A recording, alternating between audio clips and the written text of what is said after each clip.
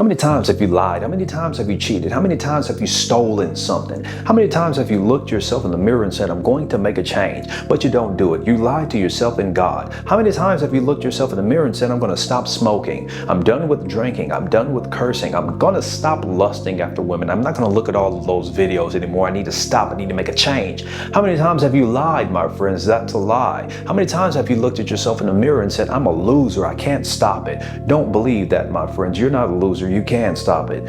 And perhaps you have to just obey this simple truth of God, my friends. You can do it. You can stop it, my friend. You're not a loser. God said that he so loved you that he gave his only begotten son. Whoever believes in him should not perish. And let me break the fact to you, friends. Let me break the ice for you. It's not belief alone. Whoever tells you that is a complete liar. Don't you believe it? The Bible says there's many false prophets in the world. I'm going very quickly because I need to make this under 3 minutes, my friends. So let's get the ball rolling. Like we just mentioned, perhaps you've done all of those things in life, and the Bible said God so loved you that he gave his only begotten son. If you believe in him, it's not belief alone, my friends. That's why the Bible says in the book of James, faith without works is dead. Even the demons, they believe and they tremble. Have you not read when Abraham was justified by works when he offered up his son Isaac on an altar? And it says he was justified by his works and not by faith only.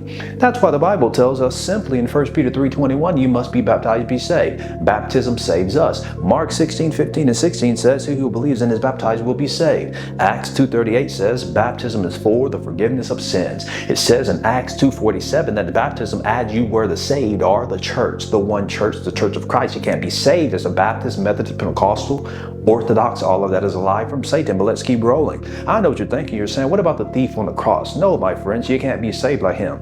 And it's very disingenuous for the superstars, so to speak, the Cliff Connectleys that tell you you don't need to be baptized to be saved because the thief on the cross wasn't saved. Well, the Bible says very clearly that Jesus is deity. He had the ability to forgive sins while on earth. He's deity. You have to fully understand that since he's deity, he can look at the thief on the cross and say, you're going to be with me in paradise today, sir, because he's deity.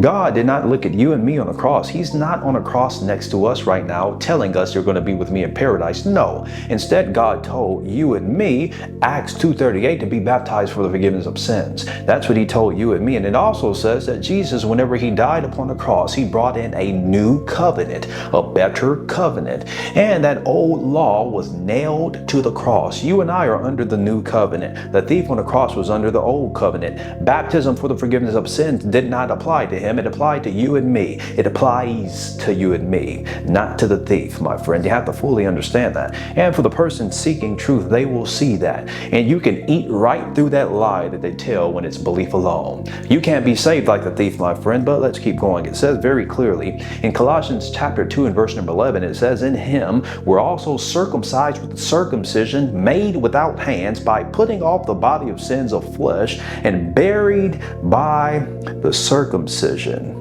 In baptism. Baptism, God performs a circumcision, a spiritual circumcision, just like in the Old Testament. In order to be a people of God, you had to be circumcised. And in the New Testament, in order to be in God's body, a people of God, in his church, the one church, a people of God, you must be spiritually circumcised in water baptism. It's so simple, my friends. If you love God, hit that subscribe button, leave a comment, say amen if you can.